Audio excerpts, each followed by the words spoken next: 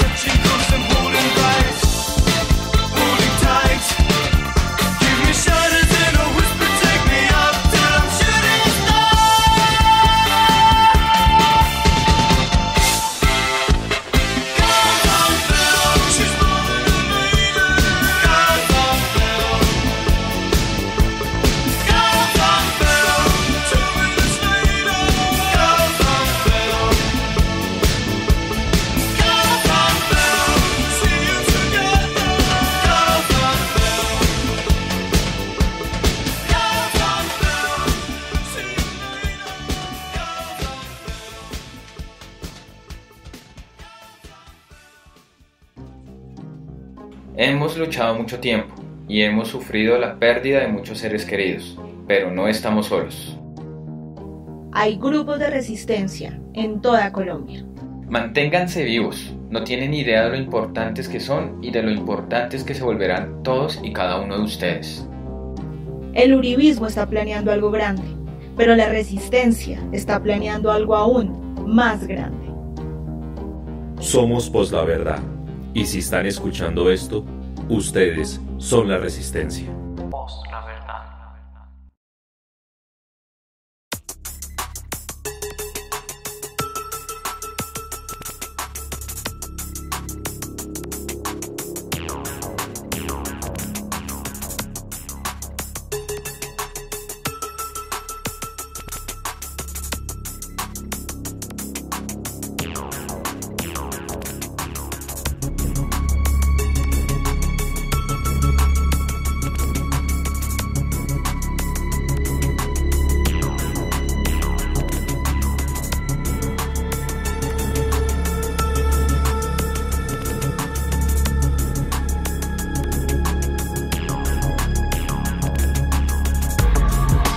Y estaba sonando la canción Girls on Film de Duran Duran, versión 2010 remasterizada, una muy buena canción que ha sido colocada en la descripción de este episodio de podcast con su respectivo enlace de YouTube, como también en el hilo del trino anclado ahí del post, la verdad, ahí lo pueden encontrar. Ya saben que el podcast de Post La Verdad se emite en vivo y en directo en Spreaker desde las 5 de la tarde y nos pueden encontrar de lunes a viernes. Estamos siempre con ustedes, bueno, cada vez que podemos, porque a veces se nos presentan cosas de último momento, pero aún así siempre buscamos la forma de estar aquí con ustedes para que también nos puedan escuchar en diferido en las diferentes plataformas de podcasting como Apple Podcast, Google Podcast, Spotify, Deezer, Amazon Music, YouTube, TuneIn Radio, muchas más. Ahí nos pueden encontrar, ahí nos pueden buscar, nos pueden compartir. Por favor, como siempre pedimos, ayúdenos a crecer, que podamos llegarle a muchas más personas a través del podcast de Post La Verdad. Ya saben que si quieren compartir sus opiniones, charlar con nosotros, estar acá, los micrófonos de Post La Verdad siempre están abiertos para todos ustedes.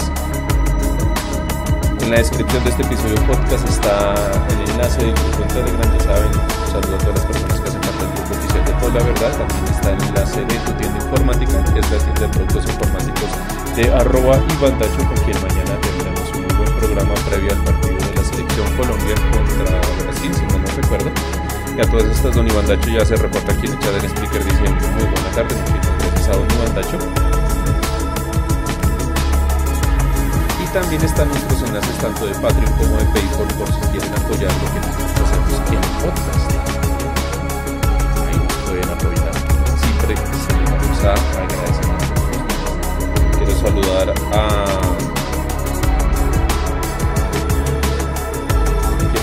a ver a quién, a don Álvaro Robin, por si les se me perdió. Me está diciendo que no se me escucha bien. A ver. A ver si ya se escucha mejor. Están diciendo que está muy alta el volumen. ¿Listo?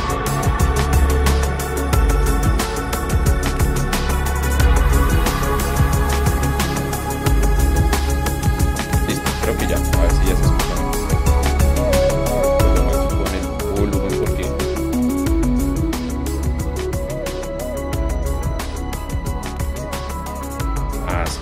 A ver si queda mejor, porque bueno, es un problema aquí con Spreaker porque lo tengo configurado como siempre ha estado. Entonces, bueno, vamos a ver si ya.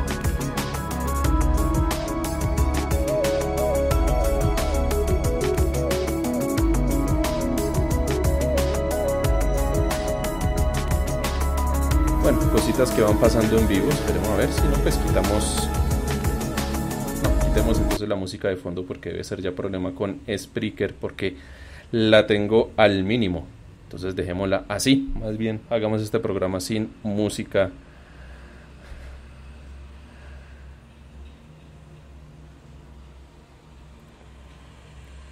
No, debe ser un problema aquí con Spreaker. Ya quitamos la música de fondo, pues para evitar estos inconvenientes. Mejor así. Listo. Gracias a don Álvaro Arroba Interceptor 718, a don Ivandacho, a Mudmen. Buenas tardes, don Andrés, audiencia Post La Verdad, dice Mudmen. Muchas gracias. También a Johnny Ramírez desde Faca, que nos manda un saludo. Dice, aquí escuchándolos, pero me hizo brincar los audífonos con esa música de fondo. Que a duras penas se escuchaba mi voz.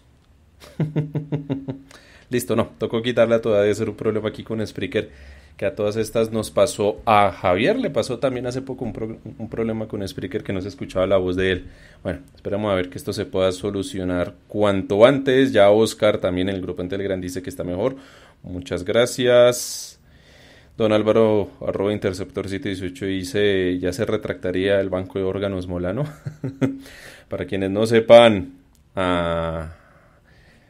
Duque desautorizó a Molano, porque es que ya nos estaba metiendo en otro problema de carácter diplomático internacional, ya que Molano empezó a decir que Colombia e Israel tienen dos enemigos en común, Irán y el grupo Hezbollah, o Hezbollah, como quieran decir. A lo cual Irán, a través de su embajada aquí en Colombia, sacó un comunicado diciendo que Colombia e Irán son dos países hermanos que comparten muchas cosas y que no van a compartir el tema de las declaraciones de un ministro de Defensa que se aleja mucho del sentir de dos pueblos que tienen más cosas en común. Lecciones de diplomacia a cargo de Irán a Colombia, ¿no? Johnny dice, a duras penas se le escuchaba su voz y yo estoy aquí en mi casa y mi parlante Bose también brinco escuchándolo. Bueno, muchas gracias también a doña Caroleta que también dijo que la música seguía alta. Bueno, quién sabe, algún problema aquí con Spreaker, esperemos ya poderlo solucionar para futuras transmisiones. Estoy revisando aquí el fader de la aplicación de Spreaker y no, está todo configurado normal, como siempre ha estado. Bueno, cosas raras que pasan en esto, pero no importa. Aquí estamos, para que se vea que esto es en vivo y lo hacemos así siempre con la mejor voluntad y tratando de que todo quede lo mejor posible para evitar ese tipo de inconvenientes. Pero bueno, ustedes entienden. Un fuerte aguacero estaba cayendo en Bogotá el día de hoy, un aguacerote, por ahí ya subí fotos de cómo quedó la ciudad aquí después del aguacero. Doña Jen dice, buenas tardes, muchas gracias. Y listo, hablemos de un tema que a mí siempre me ha gustado mucho hablar con ustedes y es el de la toma y la retoma del Palacio de Justicia.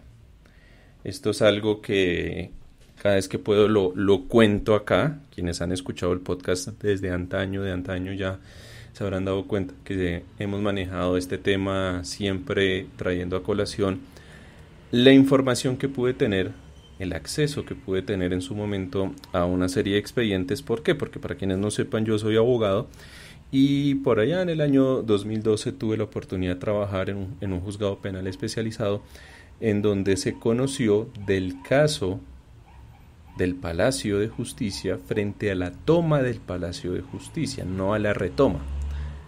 La toma fue la que hizo el M-19, la retoma fue la que hizo el ejército. Bueno, la fuerza pública, porque allí estuvo policía, DAS, ejército, paras.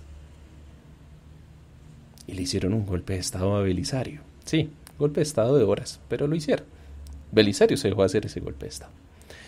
Porque hay que recordar que en esa época, en el año 85, ya hace 36 años, el ministro de Defensa era un general de la policía. Y él fue el que tomó las decisiones. Y ahí hubo toda una cadena de mando de facto a través de ese ministro de Defensa, ese general de la policía, y también estuvo involucrado incluso el mismo el general del uribismo, aquel que decía hay que defender la democracia, maestro. Dicho general fue declarado inocente por la misma Corte Suprema de Justicia años después, décadas después, en un proceso por allá del año 2015 más o menos. Curiosamente, el otro juzgado que estaba llevando el proceso de la retoma sí lo encontró culpable. Pero pues es que este fallo también tenía un corte político y por eso la misma Corte, tomando eso en cuenta, pues decidió, o más bien optó, por declararlo inocente, a pesar de las pruebas suficientes que habían frente a los desaparecidos del palacio. Frente a los videos de diferentes medios de comunicación que replicaron, retrataron, grabaron, registraron, como le quieran decir ustedes, a funcionarios, magistrados auxiliares, magistrados titulares, que salieron vivos, pero después aparecieron muertos dentro del palacio. Pero para recordar un poco más hay que tener en cuenta algo. El M-19 hizo lo que hizo ayudados por Pablo Escobar. Así ellos digan hoy que no. Así ellos digan que no, nosotros no tenemos nada que ver. Pablo Escobar no nos financió, no. Para la época y para los registros de prensa que hay y para lo que reposaban en esos expedientes, era claro que el M-19 quería dar un golpe de opinión fuerte a lo que ellos estaban acostumbrados. Entonces, ustedes recordarán el tema de las embajadas, el tema mediático, cómo ellos sacaban incluso notas de prensa, cómo ellos daban golpes de opinión fuertes en donde eran críticos frente a la situación del país. Ellos querían hacerle un juicio, no un juicio de carácter jurídico, por decirlo así, sino un juicio de carácter político a Belisario Betancur. ¿Por qué? Porque según ellos, y bueno, pues la historia sí lo demuestra, Belisario Betancur estaba incumpliendo muchas cosas como presidente frente a los acuerdos que habían hecho con el M-19. El ejército estaba muy molesto con Belisario con el tema de los acuerdos que habían en curso con el M-19. El ejército no quería ese proceso de paz, no quería esa negociación, algo muy similar a lo que ha pasado ahorita con las FARC. Entonces el M-19 dijo, pues para que nos tomen en serio y para que vean que nosotros, a pesar de todo, podemos hacer grandes cosas, vamos a tomarnos el Congreso de la República. Ellos se querían tomar era el Congreso de la República, a lo cual pidieron financiamiento entre tantas personas con Pablo Escobar. Y sí, eso lo hicieron, eso no es misterio. Pablo Escobar les dijo, no, yo a usted no les financio el tema de la toma del Palacio de Justicia más bien. Es que para qué se van a tomar el Congreso, para qué se van a echar en contra de la gente, ¿no? Y que la gente quiere y cree y respeta a sus congresistas. Increíble, ¿no? De hecho, el mismo Pablo Escobar les dijo, si ustedes se toman el Congreso de la República, no lo van a poder hacer porque el mismo edificio, el Congreso, el Capitolio, como está construido, tiene muchas entradas y muchas salidas. En cambio, el Palacio de Justicia no. El Palacio de Justicia tiene solo 2 entradas. Una vehicular en la carrera octava y una peatonal que es hacia la Plaza de Bolívar.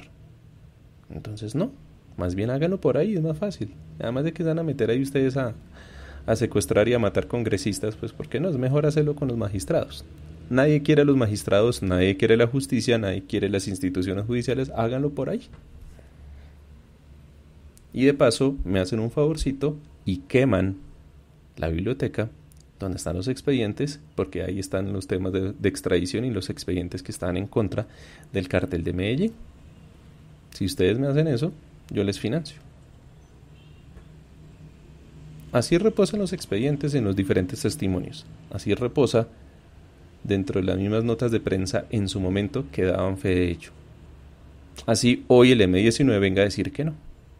Sí, el M-19 recibió apoyo de Pablo Escobar del narcotráfico para hacer el tema de la toma del Palacio de Justicia. La toma del Palacio de Justicia era algo ya cantado, ya lo sabían los organismos de inteligencia. Tanto es así que unas semanas antes, unos meses antes, incluso llegó el ejército con la policía e hicieron unos allanamientos en Soacha, en unos apartamentos, y capturaron y desmantelaron y obtuvieron pruebas suficientes sobre los planos del Palacio de Justicia, armas, uniformes, indumentaria que iban a utilizar para la toma del Palacio de Justicia.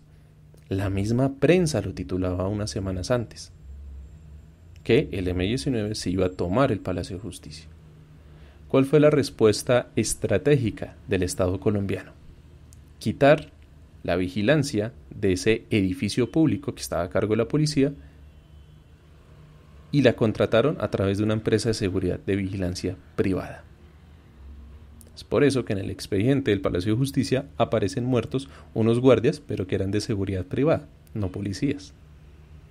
¿Por qué el Estado colombiano en el gobierno de Belisario Betancur hicieron ese pequeño cambio? ¿Por qué dijeron que no, que la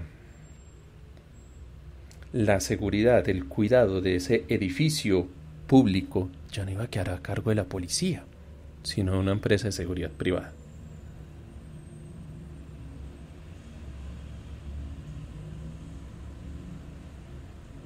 Aquí don Álvaro dice, don Andrés, ¿no se supone que una vez muriera el viejito de las palomitas se sabía la verdad del Palacio de la Justicia? No. ¿La verdad cuál fue? Que a Belisario le hicieron un golpe de Estado. ¿Pero por qué? ¿Por qué si ya habían notas de prensa, si ya todo el mundo sabía en el país que efectivamente se iban a tomar el Palacio de Justicia? ¿Por qué el Estado colombiano decidió quitar a la policía del cuidado de ese edificio público y poner una agencia de seguridad privada? ¿Por qué? ¿Por qué la toma y la retoma se dieron casi en paralelo?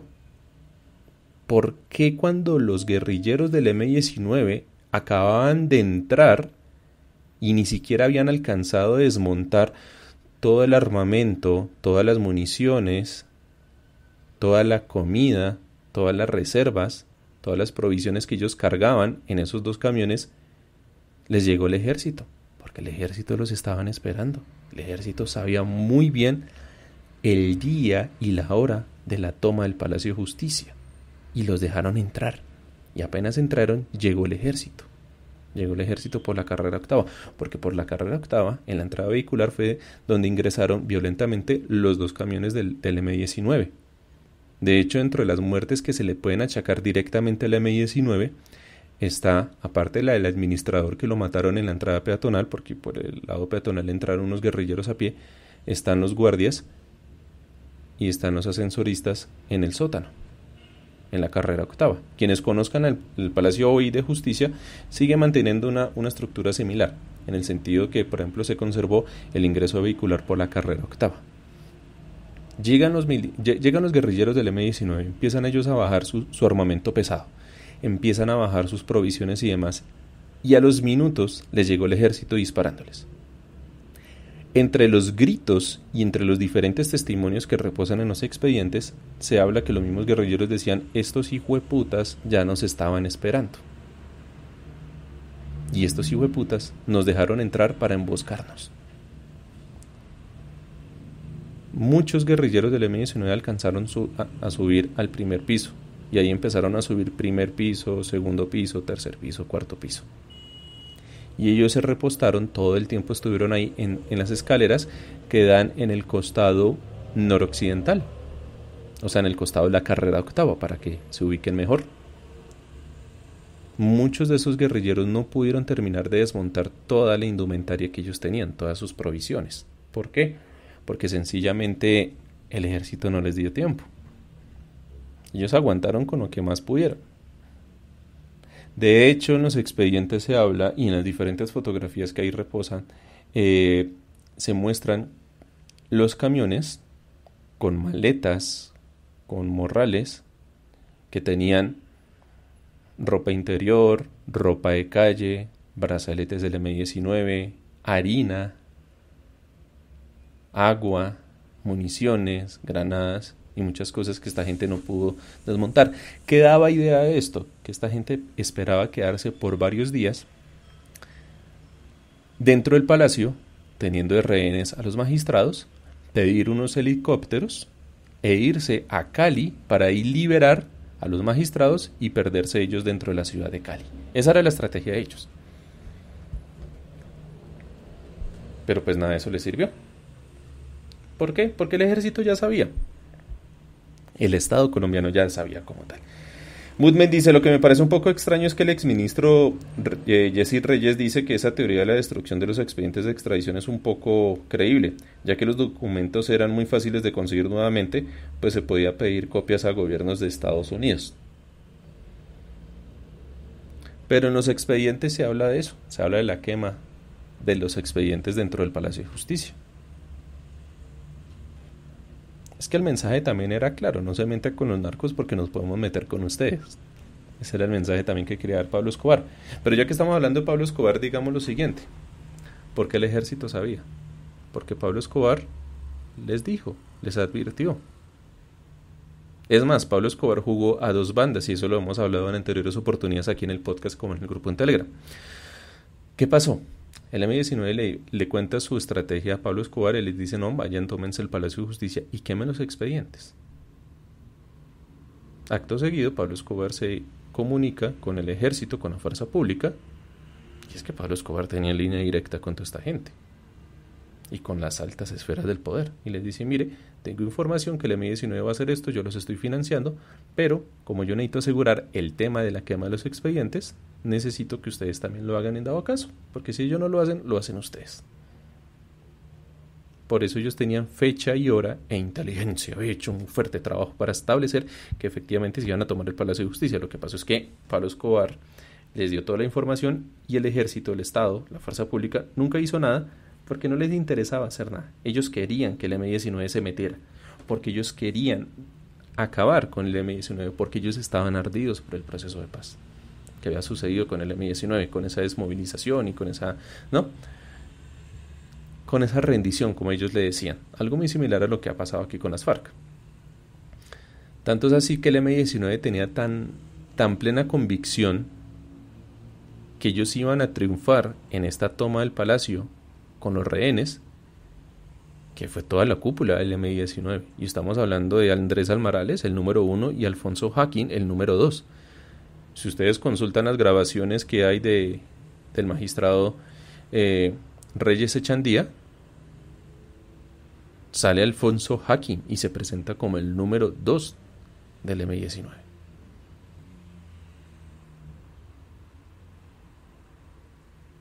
Y ninguno de ellos sobrevivió. Cuando empiezan a subir los magistrados, los guerrilleros, y empezaron a recoger rehenes, funcionarios judiciales, gente del área administrativa del palacio, magistrados y demás, ellos esperan poderse atrincherar en la sala de la Corte Suprema que estaba en el 4º piso. Pero resulta que en la terraza empezó a llegar el ejército con el helicóptero. De hecho, si ustedes miran un video que sale el helicóptero de la policía, en donde un policía se descuelga, ese policía cae y se quiebra una pierna y fue reportado herido. Eso demuestra que en Colombia temas de rescate y temas de lucha para socorrer rehenes y contra secuestradores, Colombia de eso no sabía nada. De hecho, el tema de la retoma del Palacio de Justicia se divide así. En la carrera octava y en el primer piso que da hacia la Plaza Bolívar entró el ejército. En los edificios aledaños en la carrera octava se entraron agentes del DAS y disparaban a todo lo que se moviera a las ventanas del Palacio de Justicia. Y en la terraza entró la policía. O sea, fue una fuerza desmedida, en donde incluso ni siquiera se pudieron defender los mismos militares. Habían militares y se reportaron militares heridos por fuego amigo, por fuego de la policía o por fuego del DAS. De hecho, en las declaraciones que dieron diferentes agentes del DAS, incluso el mismo general retirado Maza Márquez, que era el director del DAS en esa época, él decía que la orden era disparen a lo que se mueva. Ellos no se ponían a detallar si era guerrillero, si era magistrado, si era un rehén, nada. Ellos disparaban y tiraban a matar. El ejército entró con fuego pesado. De hecho, están los famosos tanques Cascabel, que aún todavía los tenemos. Y son nuestros famosos tanques que tenemos acá en Colombia, porque nosotros el tema de armamento pesado es que no es que estemos muy bien, que digamos, pero ahí estaban. Y pues lo que les digo, el helicóptero de la policía soltando policías en la terraza a una altura demasiado alta, en donde caían ellos y quedaban con las piernas rotas. De hecho, si preguntan quién mató a Reyes Echandía, el mismo hijo, Yesid Reyes, que fue el ministro de Justicia en el gobierno Santos, y que, a mi parecer, y como lo hablamos con Darrell, a quien le mandamos un saludo ya hace 15 días, hablando en un podcast jurídico con él tuvo que haber sido fiscal general de la Nación. Él dijo que la bala que encontraron, y de hecho en las fotos así aparece, él fue herido con una bala del ejército, una bala que le dio en el hombro. De hecho, el cuerpo de él, en las fotos como se encuentra, está la mano de él agarrándose el hombro herido. A él lo que lo mató no fue la guerrilla, porque la guerrilla lo estaba cuidando él antes del fuego del ejército. ¿Por qué? Porque a la guerrilla le interesaba tener vivo al presidente de la Corte Suprema de Justicia, porque era su carta de salvación, por decirlo así, o eso lo pensaban ellos, para poderse volar después y que no les pasara nada. Pero es que el ejército entró a matar, el ejército entró, como les estaba diciendo, con armamento pesado. Y a Yesid Reyes Echandía y a otros más, lo que los matan a ellos es la onda expansiva de la detonación que hizo la policía de esa puerta que estaba en la terraza del Palacio de Justicia. Si ustedes miran el mismo video que les digo, en donde se ve la policía cayendo, acto seguido hay otro video en donde se ve que ellos vuelan una puerta. Pues resulta que los muy pendejos de la policía pusieron demasiados explosivos y esa onda expansiva de esa explosión mató a Reyes Echandía, y así están los expedientes. A todas estas, Germán Castro Caicedo sacó un libro el cual tiene cosas muy propias de esos expedientes, porque no sé él cómo hizo, pero pudo tener acceso, no a todos, pero sí a gran parte de esos expedientes.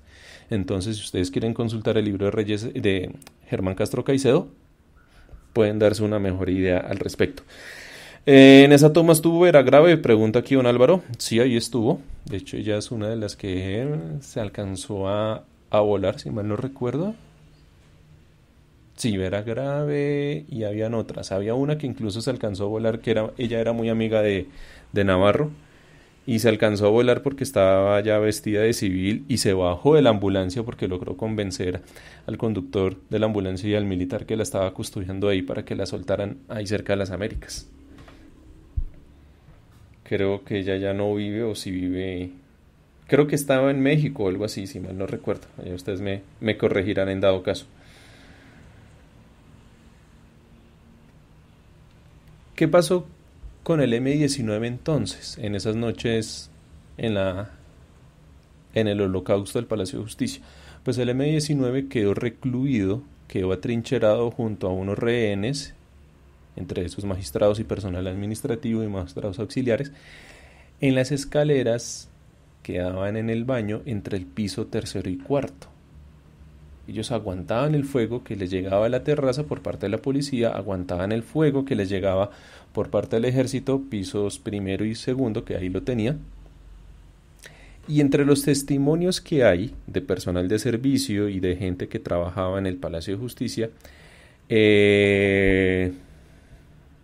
sí, Clara Elena Enciso fue quien logró escapar, me dice, sí, muchas gracias, ella fue.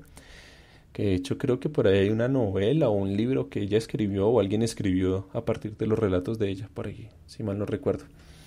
Bueno, resulta que dentro del Consejo de Estado había un hermano de Belisario, del presidente. Y la orden por parte del ejército era: rescátenlo vivo a como dé lugar. Y los testimonios de los militares que estuvieron ahí decían que la orden de ellos era arreciar con el fuego mientras sacaban vivo al hermano del presidente. Los testimonios de los rehenes que estaban con el M-19 entre los pisos tercero y cuarto dijeron exactamente lo mismo, y las horas coinciden, que nunca habían visto tanto fuego arreciado. O sea, le disparaban por todo lado. Disparo iba, disparo venía, le lanzaban granadas, de todo, mientras lograron ubicar y sacar al hermano de Belisario Betancor. Ya cuando lo sacaron, disminuyó la cantidad de fuego. Pero ¿qué pasó con el incendio entonces? Si ustedes se dan cuenta, yo les estoy diciendo que el M-19 estaba recluido en la carrera octava. Recluido, atrincherado, escondidos ahí en la carrera octava, entre el piso tercero y cuarto, con unos rehenes. Y para quienes no sepan, la biblioteca y los archivos en donde se originó el incendio fue en la carrera séptima, en donde está el Éxito. Cada vez que ustedes vayan a la Plaza de Bolívar, ustedes van a ver que hay un almacén Éxito. En esa época era un almacén Ley, y ahí en esa carrera séptima, en esa parte del Palacio de Justicia, estaba la biblioteca, estaban los expedientes, y el incendio se ocasionó por ahí. Y los guerrilleros estaban en la carrera octava. Entonces, ¿qué pasó? Pues resulta que en los testimonios de los bomberos, los cuales son claves para determinar el tema del inicio del incendio, fueron los siguientes. 3 bomberos lograron llegar desde las aguas con su carro de bomberos, y cuando fueron a intentar apagar los primeros conatos de incendio se dieron cuenta que el hidrante que estaba justo al frente de Almacenes Éxito y donde está la casa del florero no servía. Y oh sorpresa, no había agua. Les tocó a ellos unir varias mangueras hasta las aguas y alrededor ya de la Candelaria para poder traer agua con suficiente presión para poder empezar a apagar el incendio que ya sucedía en el Palacio de Justicia. Uno de los bomberos dice que estaba en compañía de otro, así lo dice en su testimonio, estaban en compañía de otro, lograron llegar con la escalera al tercer piso. Y él dice, veo todo que se está conflagrando, que se está incendiando, pero veo que todo estaba muy bien acomodado, como si alguien supiera hacer eso. Veo que todos los objetos metálicos, las mesas, las sillas, todo lo que fuera de metal lo arrumaron a un lado, pero todo lo de madera, todo lo de papeles, los arrumaron a otro lado. De hecho, el mismo bombero dice en su testimonio que lograba percibir entre esas ventanas un fuerte olor a gasolina, a líquido combustible, lo cual hacía que el incendio cogiera más fuerza y que por eso los elementos metálicos ya se estaban retorciendo por el calor del fuego.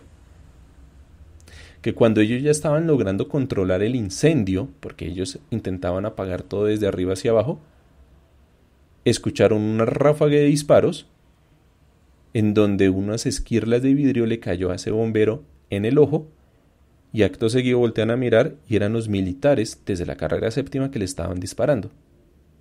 El bombero dice, escuché de los militares lo siguiente: bomberos hijueputas, no apaguen esa mierda porque necesitamos que se quemen vivos esos malparidos. O bueno, más o menos algo así. Lenguaje de militar, ustedes saben cómo hablan ellos. Los bomberos no tuvieron nada más que hacer que bajarse de la escalera y dejar que el incendio tomara otra vez fuerza. El famoso disparo que se ve desde el tanque que lo hacen contra la fachada no era para que el incendio se apagara. Era para que le entrara oxígeno, aire al fuego y siguiera con fuerza el incendio. De hecho, en la declaración de los bomberos, ya cuando la retoma finalizó, es que los militares le dieron la orden a los bomberos de entrar al Palacio de Justicia con las mangueras, no para apagar los conatos de incendio que quedaran o los focos de incendio, no, para lavar toda la escena del crimen, para lavar toda la fachada por dentro del Palacio de Justicia. Todos los testimonios, todas las pruebas, todas las fotografías, todo habla siempre de un Palacio de Justicia completamente lavado, escurrido en agua, en donde se borraron muchas huellas, muchas pruebas, en donde casi no se encontraron casquillos de balas, ni de impacto, ni nada de esas cosas, porque todo lo lavaron los bomberos. ¿Por qué? Porque los mismos bomberos lo dijeron, tuvimos la orden del ejército que teníamos que entrar a lavar todo. ¿Y por qué? Pues porque el ejército no quería que supieran qué fue lo que pasó ahí adentro. De hecho, uno de los testimonios de los bomberos se habla y dicen, ya todo se había calmado, ya el palacio se había recuperado y se escuchaban que tenían a unos guerrilleros ya en estado de rendición, o sea, con las manos en la nuca, arrodillados, y escucharon una última ráfaga de disparos y ya les dieron la orden a ellos entrar, y cuando entraron acabaron de ver esos cuerpos recién asesinados, esos cuerpos ya fallecidos, frescos, porque se notaba por la sangre y demás, que los acaban de matar con disparos en la cabeza. O sea, los cogieron por detrás y tome su ráfaga de disparos. La orden era sencilla, no podía quedar nadie vivo. Y eso fue lo que hizo el ejército. ¿Orden de quién? Pues del ministro de Defensa de la época. Es que Belisario no sabía, no, es que a Belisario le hicieron un golpe de estado. Y todo eso el mundo lo sabe, o sea, todos lo saben. Y eso fue lo que pasó. ¿Quiénes quemaron el Palacio de Justicia? No fueron los guerrilleros. Los guerrilleros lo iban a hacer. De hecho, en su indumentaria sí estaban las granadas incendiarias, las molotov que ellos estaban cargando, pero resulta que todo eso se quedó en el camión. No lo pudieron sacar de ahí. Es más, hay un testimonio de una empleada del servicio que trabajaba en el Palacio de Justicia, donde ella decía, pues miren, nosotros estábamos atrincherados con los del M-19 en el baño, entre el tercer y cuarto piso, que da hacia la carrera octava, y el incendio que se ocasionó allá en la biblioteca nos empezó a llegar a nosotros. Y los guerrilleros nos decían, o nos ayudamos o nos quemamos. Y entonces entre todos empezábamos a hacer una cadena y nos pasábamos los baldados de agua que podíamos recoger desde los baños para tratar de apagar el incendio, porque si no nos íbamos a quemar todos vivos. Y eso coincide con otros testimonios de otras personas que estaban ahí atrincheradas como rehenes, que decían que les tocó ayudarse con los del M-19 para evitar que se quemaran vivos. Y vuelvo y digo, si los del M-19 estaban atrincherados en la carrera octava y el incendio se ocasionó en la carrera séptima, en el edificio del Palacio de Justicia, y llegan los militares y le disparan a los bomberos para que ellos no puedan hacer nada, y cortan el agua. Y cortaron la luz, y cortaron el teléfono, porque es que como no hay que Reyes Echandía y los demás magistrados tenían línea directa, vía telefónica, con la prensa, y estaban contando todo, y cada nada hablaban, y ustedes escucharon allá a Alfonso Hacking diciendo que o paran esta vaina, o aquí se está armando una matazón, y es que van a matar a todos, es que el ejército está entrando con todo, aquí no vienen a rescatar, sino a rematar y a matar a todos los que están acá. Y por eso les cortaron el teléfono. Y por eso doña Noemí, tan distinguida ella, la tía de Carolina Sanín, que por ahí vi que es tendencia hoy, no sé por qué, le dio por transmitir el partido Millonarios Magdalena.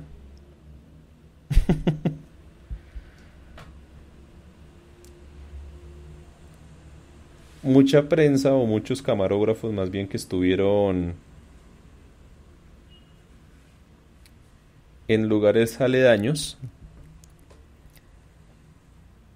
en los edificios, fueron requisados por agentes del DAS. Les destruyeron cámaras, les destruyeron sus grabaciones, porque nada de eso podía quedar. Pero aún así se lograron conservar algún que otro material que sirvió para establecer que personas que salieron vivas después aparecieron muertas. ¿Y qué pasó? Pues que el ejército tenía, con la caballería, tenía una sala de interrogación y una sala de justicia militar en la casa del florero. Persona que salía, la conducían a la casa del florero, le empezaban a hacer preguntas y si era sospechosa de ser guerrillera, sin importar así mostrara un carnet que trabajaba en la cafetería, que trabajaba en el palacio, que era magistrado, sin importar nada de eso, los llevaban a diferentes puntos en donde estuvieran bases militares, sea Cantón Norte, sea escuela militar, la que sea, y los torturaban, las violaban, si eran mujeres, y las desaparecían. Es más, dentro de lo que se pudo establecer con diferentes testigos y con prensa internacional, en el Cementerio del Sur hay una fosa común de desaparecidos del Palacio de Justicia. De hecho, hay un periodista, y eso lo retrataba Semana por allá en el año 2010, 2011 más o menos, cuando Semana era chévere, un periodista holandés, si mi memoria no me falla, y ese testimonio de él recayó en el expediente. Él fue meses después a hacer una crónica de lo que pasó con la toma del Palacio de Justicia. Y él cuando fue al Cementerio del Sur, alguien sí le dijo, cuando él preguntó qué hacía esa montaña ahí de tierra, que estaban ahí con una retroexcavadora y habían hartos huesos, y él decía, no, es que esos son los desaparecidos del Palacio de Justicia. Lo que pasa es que aquí dieron la orden de revolver todo para que los huesos se mezclaran entre todos los huesos y todos los restos para que nadie los pudiera identificar. El tipo tomó unas fotos, tomó unas declaraciones y demás, y él se volvió a su hotel. Y él dice que cuando él llegó a su hotel y se quitó las botas que él tenía, unas botas tipo Brahma, se dio cuenta que entre la tierra que estaba en las suelas de las botas había un hueso. Que él cuando regresó a su país de origen sí le dio el hueso a un médico y efectivamente era el hueso de un ser humano. Entonces él decía, sin querer me llevé un pedazo de hueso de un desaparecido del Palacio de Justicia. ¿Qué clase de país hace eso? Pues un país como Colombia, con gobiernos como los que hemos tenido.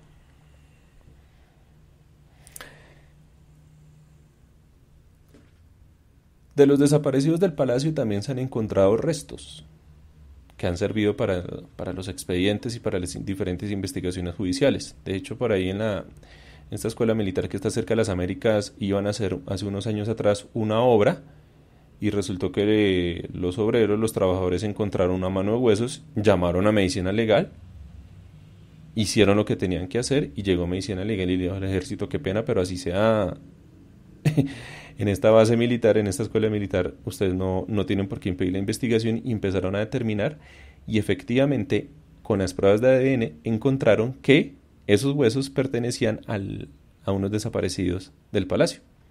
De hecho, está la historia de una familia que encontró por fin parte de los restos de uno de sus hijos desaparecidos y que no habían dado razón. Lo que pasó es que todas estas víctimas, todas estas personas sobrevivientes o familiares dieron su consentimiento para que medicina legal tuviera una especie de banco de ADN para que cada vez que encuentren huesos de algo, los cotejan y revisan a ver si coinciden o no con estas personas. Y pues sí, el M-19 hizo mal en hacer la toma, pero lo hizo aún más mal el Estado colombiano, y no por nada los restos están apareciendo en las diferentes bases militares. Es más, la misma gente de la defensa civil decían que recibían constante presión por parte de generales de la policía y del ejército para que cambiaran sus testimonios o no dijeran nada de lo que encontraron cuando podían ingresar al palacio para sacar rehenes. Además de que los de la defensa civil les tocó muy duro porque primero fue el tema del palacio y semanas después el tema de Armero. Vaya año 85.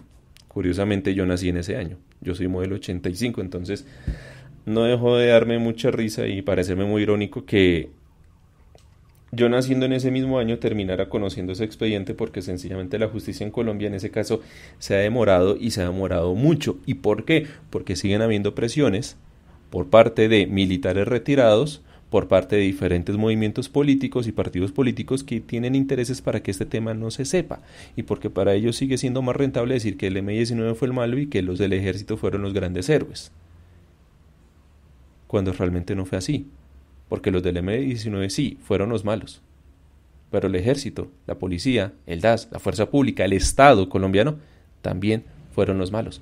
Dejaron a su suerte a esos magistrados, dejaron a su suerte a los magistrados auxiliares, dejaron a su suerte a cada una de las personas que inocentemente estaban trabajando en ese edificio público.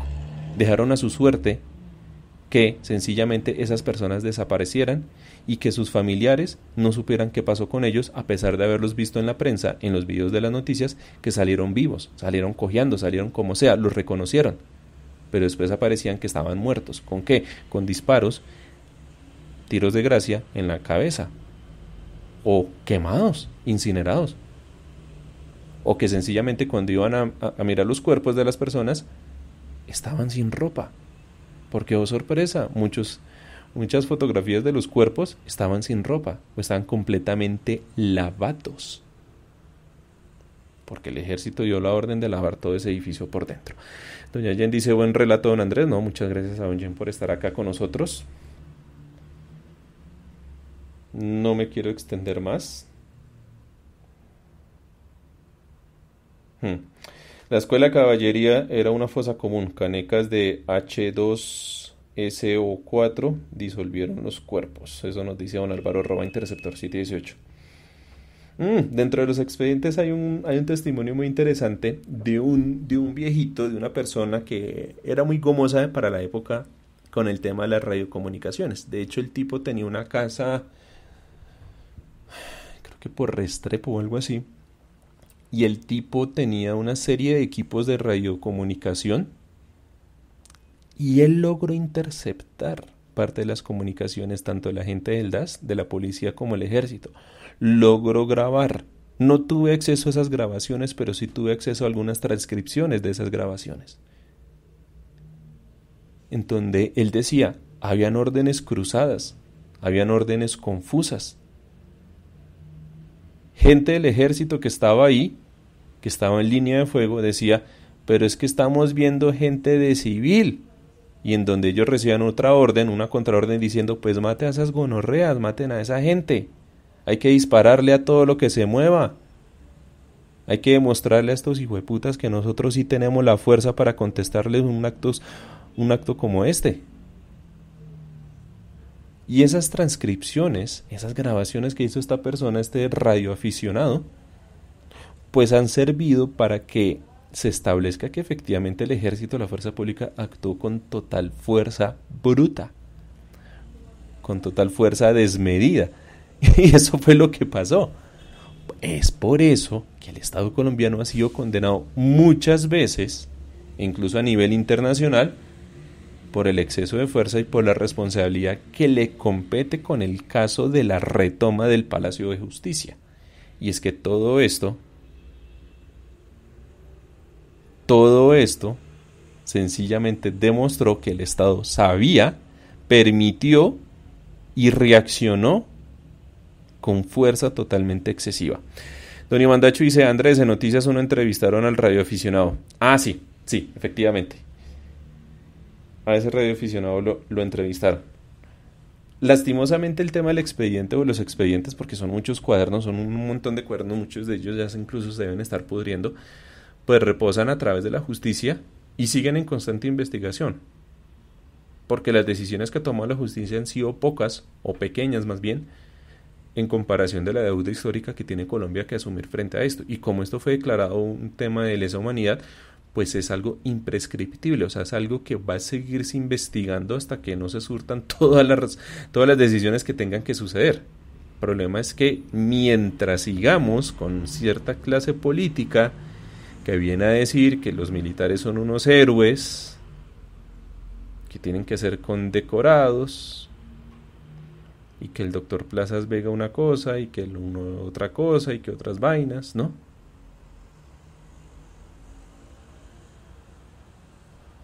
Pues nada. Es más, hagamos memoria. El papá de cuál presidente de ahorita fue ministro de Minas e hizo caso omiso con el tema de Armero. Porque lo de Armero también se sabía que iba a pasar. Las mediciones, los riesgos, los conceptos científicos decían: va a haber una erupción inminente y para ambos lados de la cordillera están en riesgo. Y lastimosamente solo se cuenta la tragedia de Armero, o sea, hacia el Magdalena, o sea, hacia el costado oriental de la cordillera central. No se habla de la tragedia que sucedió hacia Caldas, lados de Villa María y todas esas cosas. De hecho, cuando uno sube el Nevado del Ruiz, uno sube por esa zona y aún se ven los estragos de la devastación de esa avalancha gigantesca. De hecho, la gente, los lugareños dicen que en esas zonas, esa zona era mucho más fría de lo que es ahora, porque todo el casquete del glaciar del Nevado del Ruiz era mucho más grande, y bueno, también por el tema del calentamiento global obviamente, pero todo lo que se descongeló para ese lado fue muy grande. Y todo eso se pudo haber previsto. No era para que se salvara los pueblos, era para haber salvado una gran cantidad de personas evacuándolas. Pero bueno, tragedias que se pudieron haber evitado, pero pues que sencillamente estamos ante un Estado indolente que o bien deja que las cosas pasen o bien no le importa que pasen. Y pues quedamos así. No me quiero extender más, ya llevo 54 minutos aquí de programa. Quiero ya finalizar. Yo sé que iba a poner un corte musical, pero más bien quiero cerrar ya, que son exactamente las 6 de la tarde. Son las 6 de la tarde ya, de hoy miércoles 10 de noviembre, 54 minutos de programa llevamos. Mañana nuevo episodio podcast con Iván Dacho, estaremos hablando sobre la previa del partido de Colombia y otros temitas más que van surgiendo. Y el día viernes cerrará semana @contraguardia, para que estén pendientes también. Ya saben, el Twitter institucional @poslaverdad, el Twitter mío @jbp008. Si quieren saber más datos, más cositas sobre el tema del Palacio de Justicia, con el mayor gusto me lo pueden comentar en Twitter o en Telegram, ahí en el grupo oficial de Pues la Verdad. Ahí podemos seguir hablando al respecto.